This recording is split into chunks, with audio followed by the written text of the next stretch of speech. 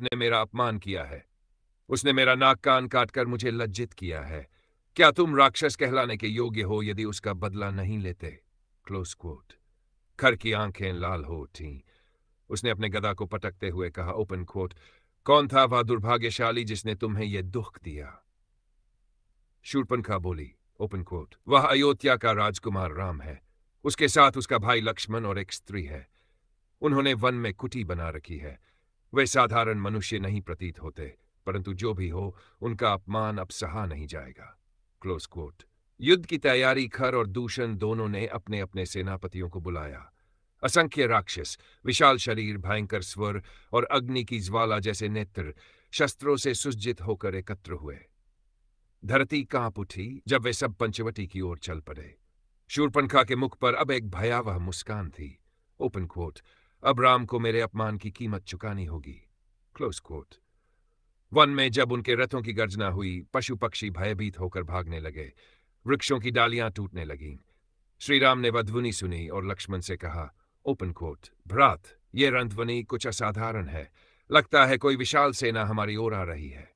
Close coat. Sita को सुरक्षित कुटी में भेजकर दोनों भाइयों ने धनुष संभाला।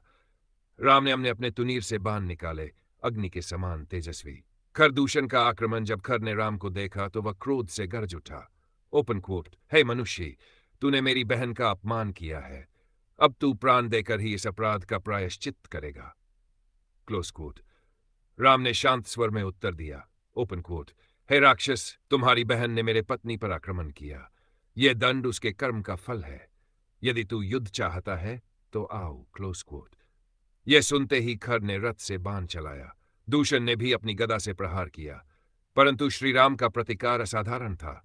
उन्होंने अपने धनुष से एक के बाद एक बाण चलाए। हर बाण बिजली की तरह चला और राक्षसों के सिर धड़ से अलग कर गया।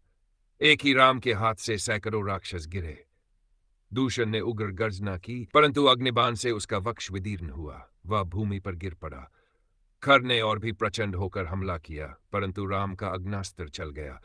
पल भर में खर भी धराशायी हो गया। वन में केवल शांति रह गई और शूर्पणखा की विलाप की आवाज। शूर्पणखा का विलाप, वह दौड़ती हुई रणभूमि में पहुंची। चारों ओर अपने भाइयों के शव देख उसने चीत्कार किया। उसकी आंखों से आंसू नहीं, अग्नि बरस रही थी। Open coat.